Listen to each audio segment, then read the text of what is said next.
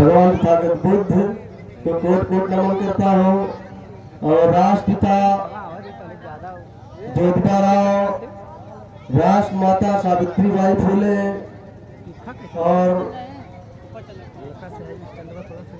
बहुजन नायक मानव कांशीराम जी की और बहुजन समाज में जन्मे सभी संतों, गुरुओं, महापुरुषों को जो हमारे आपके जीवन बेहतरी के लिए संघर्ष किए, मैं सभी लोगों को नमन करता हूँ।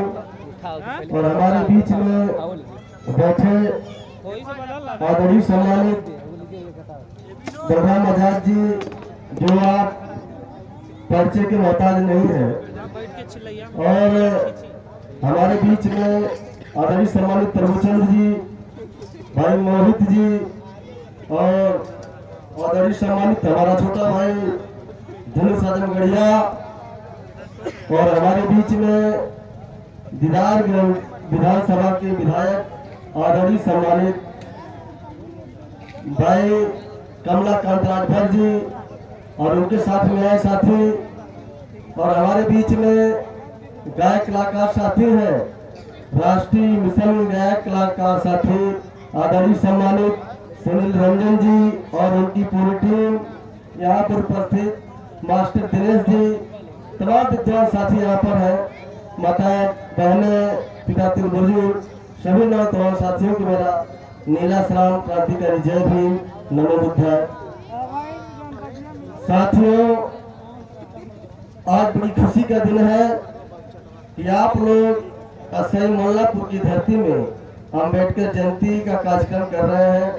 साथियों, पूरे अप्रैल में आज आपके जिले में ही नहीं, पूरी दुनिया में बाबा साहब डॉक्टर भीमराव अम्बेडकर की जयंती धूमधाम से मनाई जा रही है। साथियों, आप अच्छी तरह जानते हैं, बाबा साहब डॉक्टर भीमराव अम्बेडकर की जयंती पूरी दुनिया में किसी भी अगर मनाई जाती है, सबसे अधिक किसी की मनाई जाती है तो सिर्फ बाबा साहब डॉक्टर भीमराव अम्बेडकर की मनाई जाती है। और एक बात और भी है, अगर पूरी दुनिया में सबसे ज्यादा किसी की मूर्ति तोड़ी जाती है तो बाबा साहब डॉक्टर भीमराव अम्बेडकर की तोड़ी जाती है। तो मैं कहना चाहता हूँ कि मूर्ति जितनी तोड़ी जाएगी बाबा साहब अम्बेडकर की, बाबा साहब का विचार पूरी दुनिया में उतना बढ़ता जाएगा। और एक बात और कहना चाहता हूँ, हमारा समाज जितनी बाबा साहब की जयंती मनाता है, बाबा साहब की मूर्ति तोड़ी जाती है, लेकिन साथियों उतना ही हमारा ये समाज बुरा मत मानिएगा, बिगड़ा हुआ समाज है। लेकिन उसकी जिसकी कारण इस देश में हमें अपमान सहना पड़ा, मन में स्थिति लागू हुई, सिर्फ उसकी एक मूर्ति है, लेकिन उसका विचार सारे लोगों के दिमाग में, हमारे लोगों के दिमाग में गूंज गूंज के भरा हुआ है। हमारा समाज सबसे अधिक गरीब है, हमारा समाज सबसे अधिक शराबी है, हमारा समाज सबसे अधिक गांजा पीता है, हमारा समाज सबसे अधिक नौकरी में पीछे है, हमारा समाज सबसे अच्छा, सबसे ज्यादा शिक्षित है ना, सबसे गरीब हमारा समाज आखिर क्यों है? हमने कभी विचार किया? इस पर विचार करने की जरूरत है माताओं बहनों।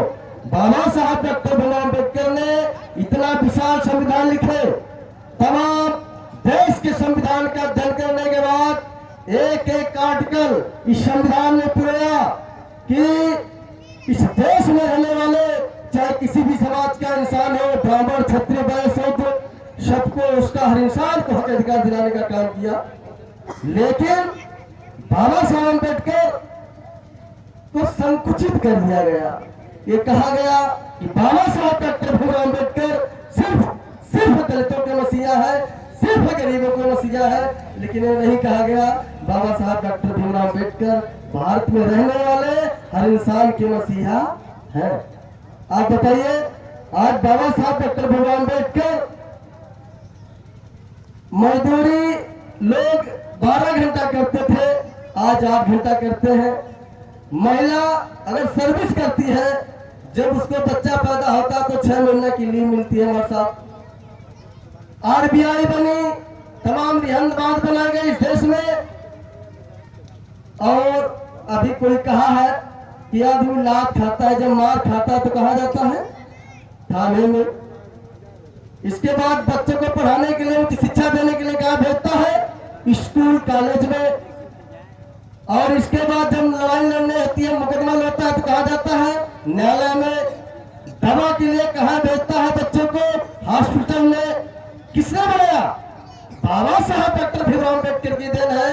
तो इसका फायदा केवल दलित समाज ले रहा है, गरीब समाज ले रहा है, इस देश में रहने वाला हर इंसान ले रहा है। इसलिए बाबा साहब डॉक्टर भीमराव अम्बेडकर इस देश में रहने वाले सबकी मसीहा है।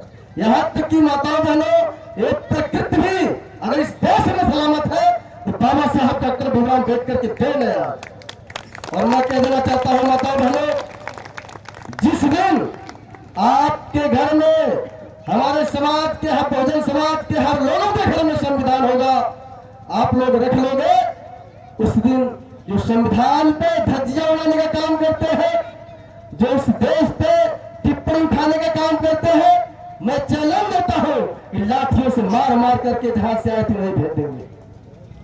लेकिन सबका होगा फोटो, बाबा साहब अम्बेडकर का फोटो नहीं होगा। सबकी किताब होगी, लेकिन आपके पास जो आपका ग्रंथ है, संविधान आपके घर में नहीं होगा।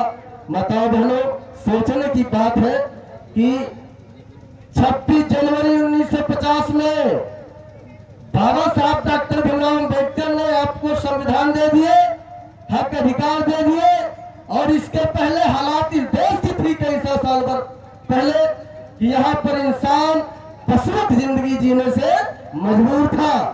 अगर मैं आखिर आकर बोल रहा हूँ, माताओं बहनों, जमाना था, अगर मैं यहाँ बोलता तो मेरी जीहा काट ली जाती। अगर मेरी बात को आप लोग सुनते, आपको कानों में शीशा पिघला के डाल दिया जाता।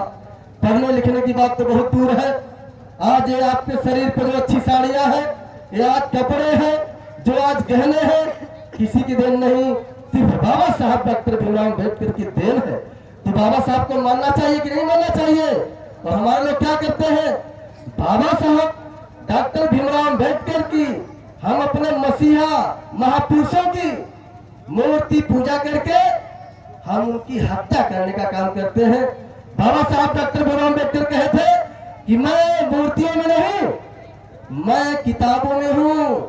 तो हमें किताब पढ़ने की जरूरत है, उनको विचारों को पढ़ने की जरूरत है। और जब संविधान आपको मिल गया तो मैं विचार कर देना चाहता हूँ, आप लोगों को विचार करिए। संविधान मिलने के बाद 26 जनवरी 1950 के बाद आप आजाद है नहीं, हमारा देश आजाद हो गया, लेकिन इस भारत देश में एक कौम आजाद है। अगर माताओं बहनों, अगर किसी नौजवान साथी को इस देश में अगर जलील किया जाता है, सम्मान गिराया जाता है, तो आपका भाई, आपका बेटा होता है। अगर किसी पिता तुल बुजुर्ग को कहीं गाली दिया जाता है चट्टी चौराहे पर, तो आपका पिता तुल बुजुर्ग होता है। अगर किसी माताओं बहनों को अपमानित किया जाता है जात के नाम पर किसी भी तरह, तो मैं अक्सर देखता हूँ हमारी माँ होती है, हमारी बहन होती है। ऐसा क्यों है? क्या कारण है? विचार करने की जरूरत है कि हमारे दिमाग में सिर्फ हम मानसिक गुलाम है, मानसिक गुलामी ठूस ठूस के भर दी गई है। इसीलिए हमारा संविधान, हमारा देश आजाद हुआ, लेकिन इस देश में हम क्या है? गुलाम है। तो मैं आपको कहना चाहूंगा, बताने आया हूं कि आपके दिमाग में जो कचरा भरा है, उस कचरे का नाम नहीं लूंगा, लेकिन कहूंगा कि 33 करोड़ लोग जो कचरे हैं, आपको दिमाग को भ्रष्ट कर दिए हैं, उसको आप लोग त्याग दीजिए। मैं माताओं बहनों, क्योंकि एक बेटी जब पढ़ लिख लेती है, तो जिस घर में रहती है उस घर के संस्कार को बदलने का काम करती है। और जब वो शादी होकर के ससुराल चली जाती है, उस घर को भी संस्कार देने का अच्छा काम करती है। तो माताओं बहनों, मैं आप लोगों से कहना चाहूंगा, सबसे बड़ी ताकत अगर किसी में है, एक माँ में होती है। आप लोग अपनी ताकत को पहचानो। ये शानदार तस्वीर लगी है बाबा साहब डॉक्टर भीमराव अम्बेडकर की। ये कहां से आए हैं? पूरी दुनिया में उन्हें विश्व रत्न कहा जाता है, पूरी दुनिया के नंबर 1 के विद्वान है। अगर कोई पैदा किया है तो एक माँ की कोख से पैदा है। भगवान बुद्ध के कारण, इस देश के कारण उन्हें लोक गुरु कहा जाता है। अगर कोई पैदा किया है तो किसने पैदा किया? एक माँ पैदा की है। माँ एक मास्टर पैदा करती है, एक डॉक्टर पैदा करती है, इंजीनियर पैदा करती है, प्रोफेसर पैदा करती है, विधायक जी पैदा, ये माँ ने पैदा की विधायक जी को, तमाम मंत्री राष्ट्रपति को और पैदा करता है, यहाँ तक सीमा पर लड़ने वाले जवान एक माँ पैदा करती है। तो सबसे बड़ी ताकत किसमें हुई? एक माँ में हुई। आप अपनी ताकत को पहचानो और अपने बच्चों से कहो, अगर कोई देवी है, देवता है, तो हम तुम्हारे हैं। अगर किसी और को बताओगे तो पहली प्राथमिकता उसी की हो जाएगी। तो आप सस्ता भोजन करिए, सस्ता कपड़ा पहनिए। जब अपने बच्चों को अच्छी तालीम देने का काम करेंगे तो आपका बेटा पढ़ लिख करके जब डॉक्टर, मास्टर, इंजीनियर होगा, तब आपकी गरीबी दूर होगी, तब बाबा साहब डॉक्टर भीमराव अम्बेडकर का मिशन आगे बढ़ेगा। नहीं तो मिशन आगे बढ़ने वाला नहीं है। और मैं कह देना चाहता हूँ आप लोगों से, मिशन हम लोग कहते हैं ना कि बाबा का मिशन अधूरा, हम सब मिलकर करेंगे पूरा। हमें मिशन, ये मिशन बाबा साहब डॉक्टर भीमराव अम्बेडकर के पहले भी और बाबा साहब के बाद भी जितने साथी हैं इसी मिशन पे काम कर रहे हैं, लेकिन आज तक हमारा मिशन पूरा नहीं हुआ। सोचने की बात है। बाबा साहब का बहुत प्रबल इच्छा थी, वह चाहते थे इस देश में क्षमता, स्वतंत्रता, न्याय, बंधुत्व कायम हो, यानी कि इस देश में समता मूलक समाज की स्थापना हो, ये देश बुद्धिस्ट हो, और वो चाहते थे इस देश में बहुजन समाज शासक बने। लेकिन आज 70-75 साल हो गए, संविधान लागू हुए, माताओं, बहनों, नौजवान साथियों, आज तक दोनों विषय पूरा नहीं हुआ। तो सोचने की बात है कि नहीं है? और सत्ता की जो बात रही माताओं बहनों, अगर आज आपकी सत्ता